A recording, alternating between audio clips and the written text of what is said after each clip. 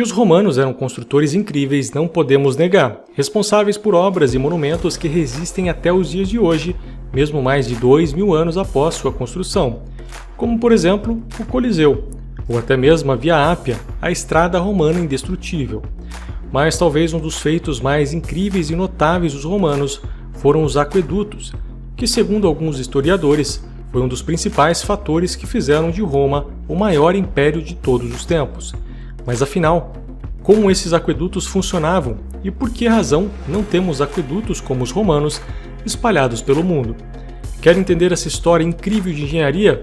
Então, vem comigo que eu te explico. Eu sou o engenheiro Felipe Rodrigues e você está no canal da Engenharia.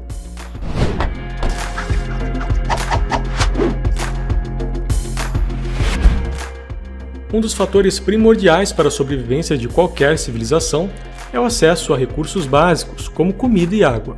Controlar esses recursos, inclusive, foi a razão de grande parte dos conflitos pelo mundo. Por isso, a maioria das cidades eram construídas próximos a grandes rios, que forneciam, além de água, uma terra fértil para a plantação e criação de animais. Como é o exemplo do berço do Império Romano, a cidade de Roma, que é banhada por um dos principais rios da Europa, o rio Tibre. Porém, a capital do Império era tão grande e densamente povoada que, por mais que existisse um grande rio atravessando a cidade, o acesso à água era escasso, abastecendo somente os locais mais próximos ao rio, que consequentemente eram reservados aos mais ricos. Lugares mais altos tinham de ser abastecidos por carroças que levavam água em barris diariamente. Para resolver esse problema, o cônsul romano Appius Claudius iniciou uma verdadeira revolução tecnológica em Roma, investindo na construção de estradas, entre elas a famosa Via Ápia, e no primeiro aqueduto, a Aqua Appia, construído para abastecer diversos pontos de Roma, como fontes e banheiros públicos. Construído em 312 a.C., o Aqua Appia trazia água de uma distância de 16,4 km até o centro de Roma, próximo ao Fórum Boário. Se aproveitando das cotas mais altas das nascentes no leste romano, a Aqua Appia ainda era uma versão rudimentar dos famosos aquedutos romanos, com grandes trechos escavados na rocha, intercalados com seções elevadas, abastecendo a cidade com 73 mil metros cúbicos de água diariamente. Mas esse projeto continha diversas falhas, como problemas com vazamentos, dificuldades na manutenção, além da sujeira, que se acumulava no decorrer do seu trajeto. Mas ainda assim, foi um enorme avanço, provando que a manipulação da água não era só possível, como imprescindível para o desenvolvimento da cidade.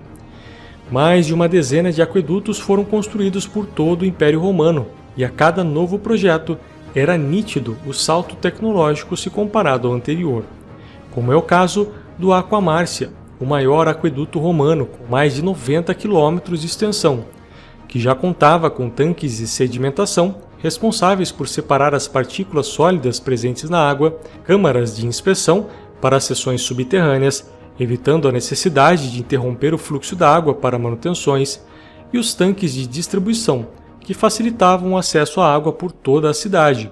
Construída em 144 a.C., apenas 168 anos após o Aqua Appia, abastecia a cidade com 188 mil metros cúbicos de água. O funcionamento desses aquedutos era muito simples, usando somente a gravidade para direcionar a água de um ponto mais alto para um ponto mais baixo. Roma, por ser um território muito acidentado com montanhas e vales, os construtores tentavam ao máximo tirar proveito da topografia natural, mas nem sempre isso era possível. Quando havia montanhas no caminho, túneis eram escavados, e quando havia vales, os famosos arcos, que com certeza é a primeira imagem que vem à mente quando pensamos nos aquedutos. Os arcos dos aquedutos romanos eram construídos em alvenaria de blocos de pedra, muitos sem uso de qualquer tipo de argamassa, apenas com blocos encaixados e empilhados. Mas foi nessa época que um dos materiais mais utilizados até os dias de hoje foi desenvolvido, o cimento. Nesse caso, o cimento romano, que era basicamente uma mistura de cal e cinzas vulcânicas, que era extremamente resistente, principalmente em contato direto com a água, em especial a água salgada, que se mostrou capaz de resistir à erosão por milhares de anos, mantendo uma excelente aderência, o que era perfeito para esse tipo de aplicação.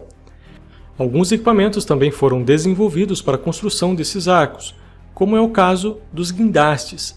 A versão romana era composta por um conjunto complexo de polias que permitia a redução da força em 10 vezes, o que fazia um homem de 90 kg ser capaz de levantar um bloco de até 1 tonelada usando uma roda.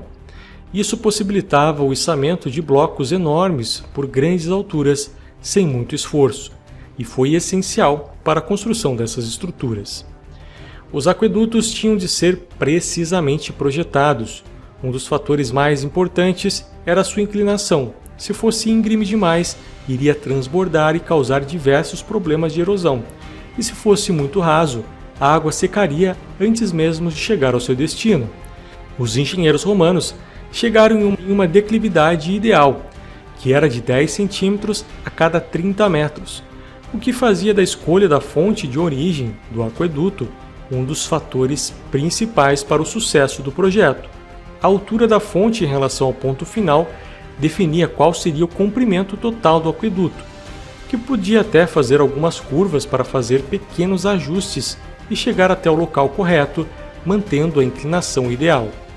Os romanos conseguiram inclusive dominar um dos principais conhecimentos da hidrologia, que é a capacidade de elevar a água usando condutos forçados e a pressão ao seu favor, muito parecido com a técnica de extrair gasolina do galão naquele momento de falta de combustível, o que permitiu vencer pequenos obstáculos sem que fosse necessário escavar quilômetros de túneis.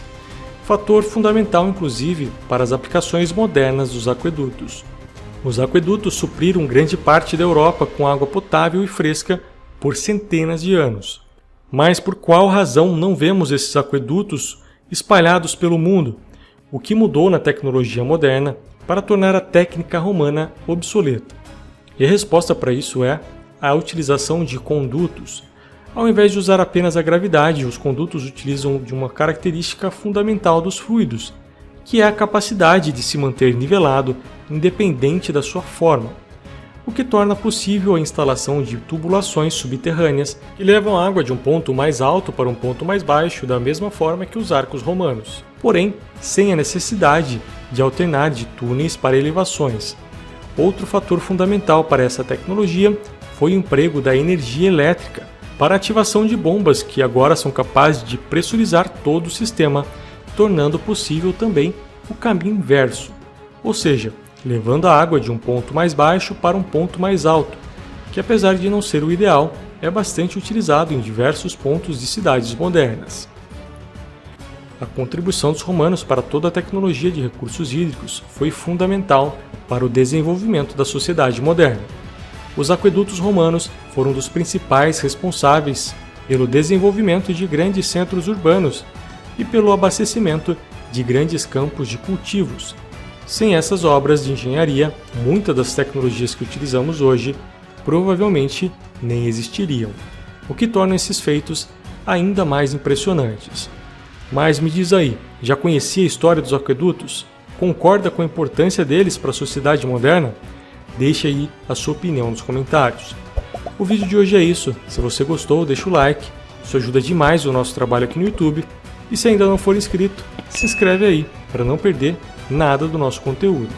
Valeu e até o próximo vídeo.